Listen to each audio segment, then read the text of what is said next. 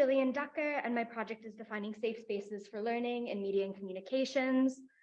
Before continuing, I'd like to give a special thanks to the Eden Center, especially Dr. LSE and Lydia Halls, my advisor, Dr. Joanne Caligaras, and to all the MSc students within the Media and Communications Department that took the time to participate in this research. To start quickly, the three main goals of this presentation are to craft a diverse, equitable, and inclusive definition of a safe space for learning, to understand how media and communications MSc students understand a safe space as a starting point to craft departmental guidelines, and to gain insights into how students understand a safe space handling some of the most common learning disruptions. In terms of the literature on safe spaces, as the first Mendes and Lau quote suggests, most understand that safe spaces are not universal, but are contingent to the classroom environment and makeup. However, as you can see in the bottom three quotes, there are certain features of safe spaces that are sort of continuously highlighted, things like inclusivity, things like encouraging participation. In general, though, a lot of these different facets of a safe space don't actually come from direct student feedback. Holly and Steiner's 2005 study, which I've quoted in the center here, is one of the few studies I found that actually investigates students' views of a safe space. And so my research is sort of a starting attempt to fill that gap. In terms of my methodology, I distributed a survey via Qualtrics composed of open-ended questions that prompted students first in 1 through 3 to think sort of in general terms about how they would define a safe space and the role of teachers and students in this, before going on to ask more targeted questions about how students would understand a safe space handling certain learning disruptions. The next slide now move into detailing and analyzing student survey responses. So this first slide synthesizes largely the responses to my first 3 questions, with the word bubble representing the language that emerged from student responses, particularly from my first question about general conceptualizations of a safe space. Just to note that each slide will similarly have a word bubble like this. I'm not going to have time to go into them, but they do correspond to the questions on the screen. So in terms of definitional terms of a safe space, students really stress the importance of safe spaces being inclusive of all identities and backgrounds. Students described a safe space as one where people could come together from a variety of backgrounds to express differing opinions and bring their whole selves to class without feeling targeted. Additionally, students understand a safe space as encouraging open communication, where all views have equal space for explanation, discussion, and questions without having to worry about fear or judgment. Students stress that within these open discussions, problematic views should be challenged as they arise, but in a non-confrontational and respectful manner.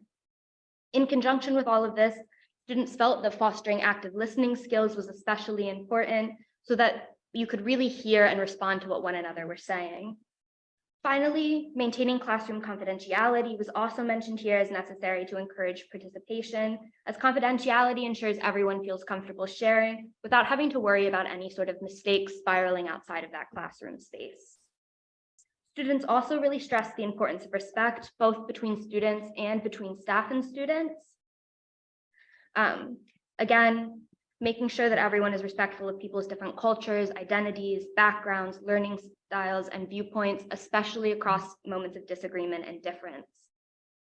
Students also spoke about how a safe space would involve students fostering a community amongst themselves, as well as the importance of outlining classroom rules and protocol to ensure open and respectful discussions. Students stressed that discussing ground rules at the start of the semester, as well as having these rules posted in a common place like Moodle so all can access them, was important to ensure a common understanding of what was expected within this classroom space. So moving into student responses to more of the specific learning disruptions I asked about, the first one I'm going to address is microaggressions. Most participants emphasized the importance of training on microaggressions as sort of a minimum requirement. This ensures that everyone's clear on what microaggressions are, how to identify them, and how to deal with them with respect for those involved. It was also mentioned that this training should coexist with a continuous discussion on this issue between staff and students. I think it's important to note here that some students mentioned they did not know this language of microaggressions before coming to LSE, which again, I think really undercuts the importance of such training to ensure this common understanding of the issue. Additionally, it was stressed that intercultural appreciation, awareness, and skills sessions for such a diverse student body would be extremely helpful in mitigating instances of microaggressions in the first place. Students also stressed the importance of having a clear procedure for handling microaggressions, which could become part of the classroom rules and protocol I outlined in the last slide. Many underlined the importance of staff mediation, particularly mediating a conversation between the victim and perpetrator, or at least talking separately to both parties to ensure a common understanding of what was harmful in the situation, as well as to ensure the emotional well-being of those involved. Others mentioned that group briefings with the whole seminar can be helpful after these instances, again, just to put the situation to rest and ensure the continuance of calm and respectful dialogue. My next set of recommendations had to do with dealing with division and difference in the classroom. It was stressed that division and disagreement were natural parts of learning in the classroom, and students encouraged teachers to acknowledge this division and create the adequate room to explore, discuss, and debate divisive topics in a respectful manner. In particular, students mentioned encouraging the fact that there does not always have to be an agreement or solution found during disagreement, as well as encouraging extra explanation, again, to foster that respect. Additionally, the importance of staff and student communication was stressed. Students really emphasized the importance of staff knowing their students to help mitigate disagreement better and have an awareness of what topics may be especially difficult or divisive for that cohort so that they can be approached with particular care. It was also stressed that having teachers reach out to students who had a conflict to help resolve it or mitigate tension was equally helpful. Alongside this, students really stressed the importance of staff maintaining regular office hours alongside open feedback forms so that students had somewhere to go if there was a problem. And this was mentioned as helpful both in mitigating conflict, but also for amending the classroom environment as necessary. Finally, similar to handling microaggressions, students really stressed the importance of staff knowing how to diffuse in-class conflict as it arises in a calm and respectful manner. Students mentioned the importance of staff, for example, encouraging positive arguments, focusing on critiquing intellectual debate over the person arguing, and helping students take stock of differences to enhance arguments or positions' complementarity. In terms of encouraging inclusive participation, students also emphasized the importance of fostering an understanding and respect for people's different learning strategies and academic backgrounds to avoid feelings of shame around difference that may stifle participation. It was brought up in particular that for students to foster inclusive and respectful classrooms, diverse readings from different cultures and backgrounds outside of the white male canon was especially important. This first step in decolonizing the curriculum would encourage an understanding of different cultures and ensure that all students feel seen within the classroom space. Implementing strategies to encourage balanced participation so everyone can contribute to the discussion and feel heard was also mentioned here. In particular, participants recommended having students switch seats to get comfortable talking to everyone, simplifying and explaining academic language, having staff direct discussion to avoid anyone monopolizing time, keeping class sizes limited, and integrating small and large group activities. Finally, there was a real stress on ensuring inclusive arrangements and infrastructure. Students mentioned that this would include especially making sure accommodation and the accessibility of material and classroom spaces for neurodivergent students alongside students with different disabilities. There's a real understanding among students that not everyone learns the same way, and so a safe space would implement diverse teaching, learning, and assessment methods to ensure students could access at least some sort of learning method that worked for them. In terms of handling emotions in the classroom, students really noted the importance of teachers' behavior, especially as this really sets the tone for the classroom environment. Students also understand a safe space as one that's really attentive to students' emotions. They mentioned the importance of staff checking in with students who seem to be upset. And they also particularly reference supporting students who are having a hard time, particularly in relation to simplifying the extension and deferral process, which can be quite difficult. Overall, students understood that emotions were a natural part of the classroom and stressed that they should not be avoided, but should be given space through time for reflection and discussion. It was continually stressed that allowing students to step away from the classroom when they were upset without questioning or drawing attention to them was extremely important. In particular, students mentioned the importance of staff outlining this policy at the start of the year so that when a student had to walk away, they could do so without having to worry about the repercussions. Finally, students really stressed the usefulness of content or trigger warnings for upsetting material. Most students stressed how helpful it was when they were made aware in advance of any potentially distressing material, so they could both mentally prepare for themselves or make alternative arrangements as necessary if the material was too upsetting. So to conclude, Based on student responses, I would define a safe space as one designed around respect, inclusivity, participation, openness, honesty, support, encouragement, community, and confidentiality. In terms of recommendations for laying out a safe space or ensuring a safe space, laying out clear rules, opening and maintaining continuous feedback mechanisms, providing content warnings as necessary, and assisting students with alternative arrangements, varying teaching, learning, and examination techniques, leaving room for discussion and questions, and providing the necessary training for staff on microaggressions and cultural inclusivity and diversity. Thank you.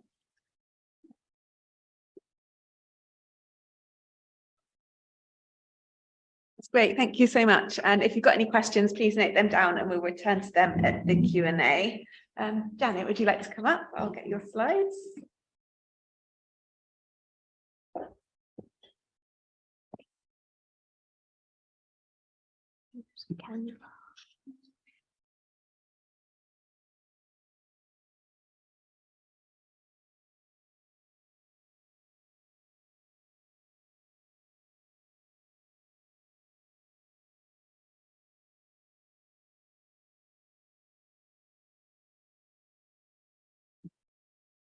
Thank you.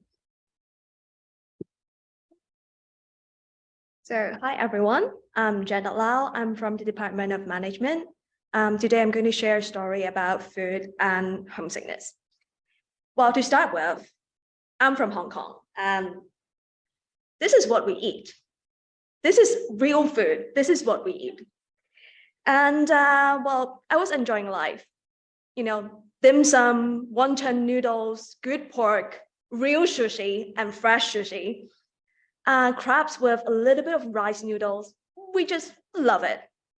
And then things got a little bit complicated at September last year because I moved to London. And this is what we've got.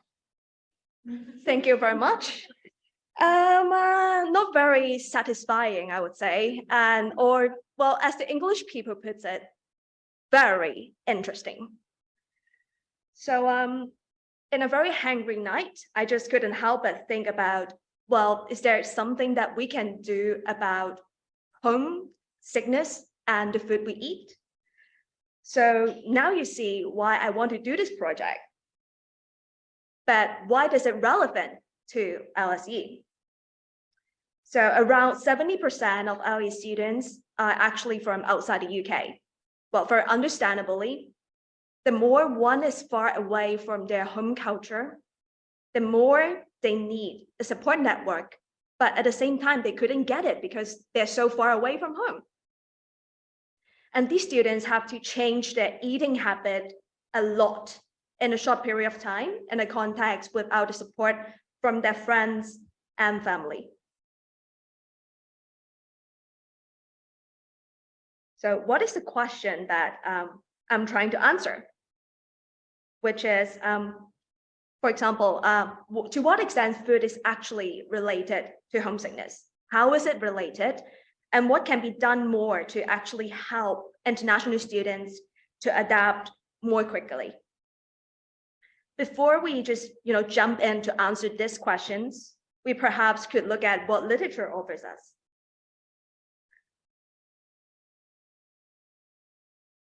So there's actually two factors are very closely related to homesickness. One of them is relationship with your friends, and then the other is food. And food is actually a cultural container, an emotional container in itself.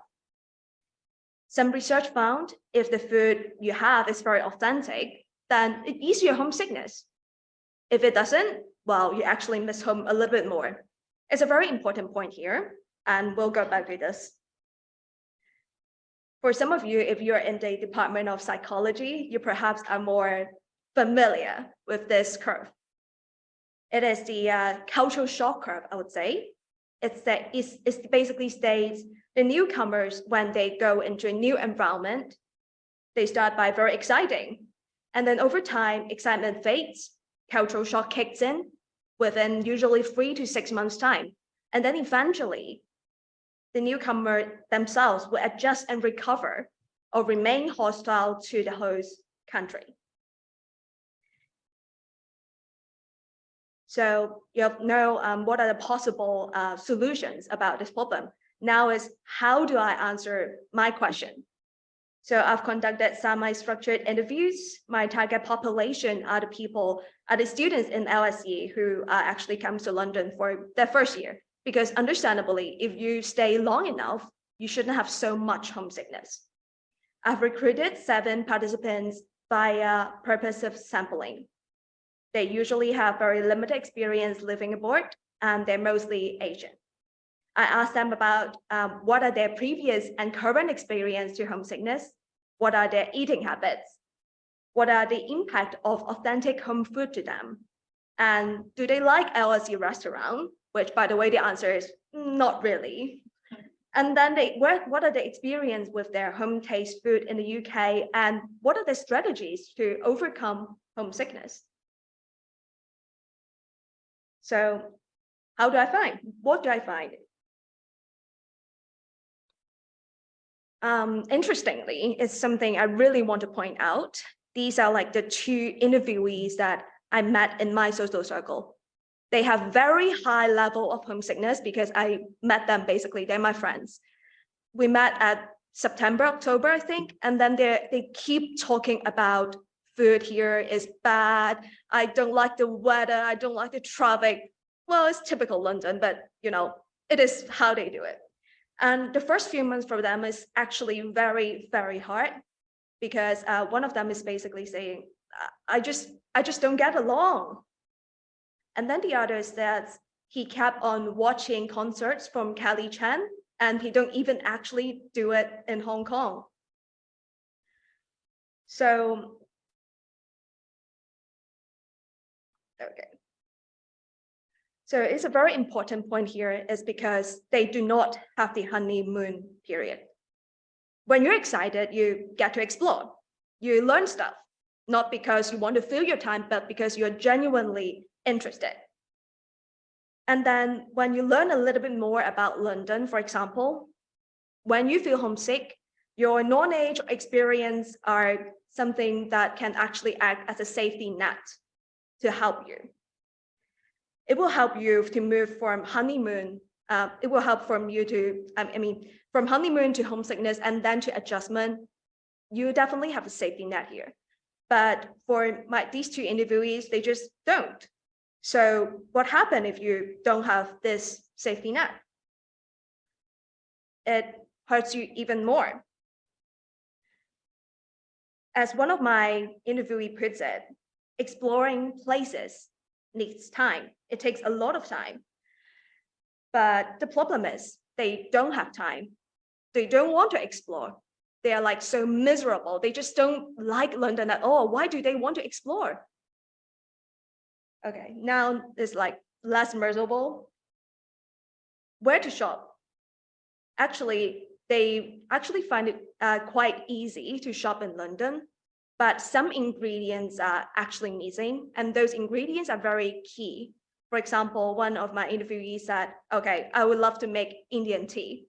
I just can bring it home. I bring it from home. This is the only thing I can do. Second finding is, understandably, if there are some festival back home, well, interviewees and students are mostly so related because they're the outsiders. They are from the other side. They're not part of it. They're just watching. And here comes another interesting part. So what happens if the food is not authentic? Well, what we've said in the literature review is basically saying, if you don't have authentic food, then you're done. But here is, our students is actually very resilient. They're fine with it is 90% good enough. It does the job, good enough for them. They're like, okay, it's not this good, but okay, I'll take it. What are you expecting? They told me. It is London. What are you expecting? But about LSE canteen, these are some response I've got.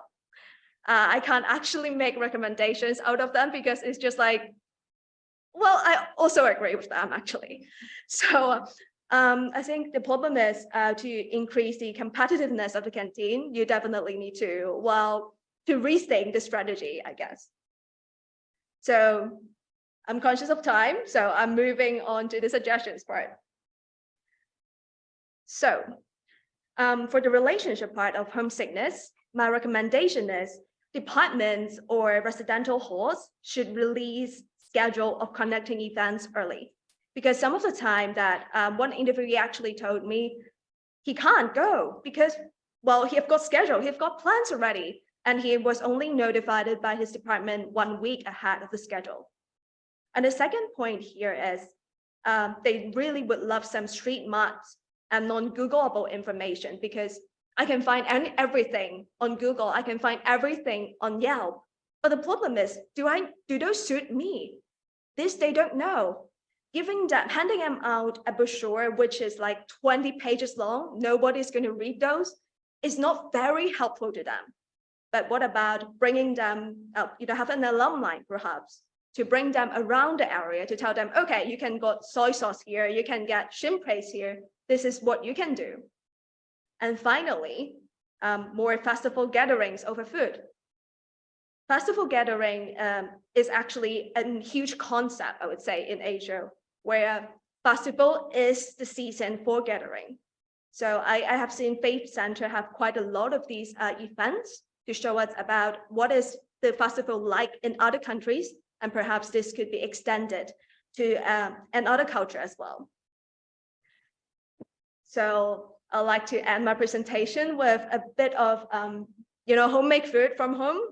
So wish you eat well, carry on, and thank you so much for my supervisor and Elise and Lydia here. Thank you.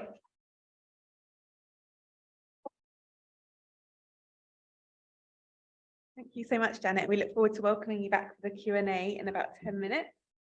Now we've got our final presentation for today, and it's from Lucia. I'm going to get your slides up.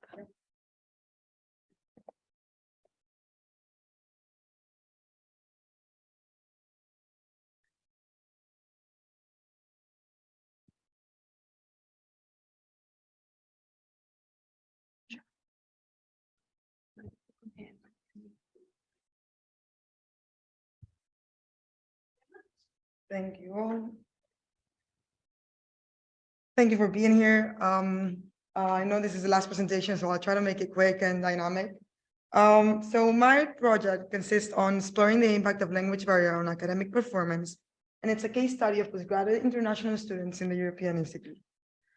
This is going to be the outline of the project. So first I'm going to do a bit of what and why of this project, the research methods, and then the findings and the recommendations, which is what everyone is here for, I guess. So the what and why.